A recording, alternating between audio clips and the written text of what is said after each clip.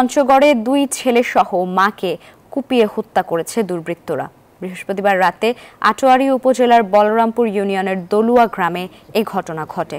Police জানায়, কাপড় ব্যবসায়ী আবু সেলিম রাত 11টায় বাড়িতে ফিরে 2 ছেলে ও স্ত্রীর রক্তাক্ত মরদেহ দেখতে পান।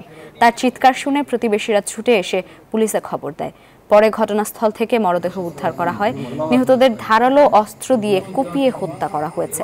তবে ঘটনার কারণ এখনো জানা যায়নি। তদন্ত করে জড়িতদের খুঁজে বের করার কথা জানিয়েছে পুলিশ। আমি আসছি 11:10-15 বাজে, আসে দেখি এই অবস্থা। তারপর চিল্লাবে বাড়ির লোক উঠাইছি। আমি বিশ্বাস করতে পারতেছি না এখনো আমার ছেলে দুটাকে মারে দিবে, আমার বউকে মারে দিবে। তার পরিবারের তার সন্তান 2টা, তার স্ত্রী দোষীকে নির্মমভাবে খুন করে চলে গেছে। আমরা আসলে সিআইডি টিমের হেল্প নিচ্ছি। আমরা তদন্ত করে অবশ্যই আইনানুগ ব্যবস্থা গ্রহণ করব। পূর্ব শত্রুতা কোনো কিছু হতে পারে, তদন্ত সাপেক্ষে পরবর্তী বলা হবে। নতুন এক্সপেল এর নতুন ফর্মুলা RPM ডুয়েল অ্যাকশন। ঘরের মশা বাঁচবে না, বাইরের মশা আসবে না।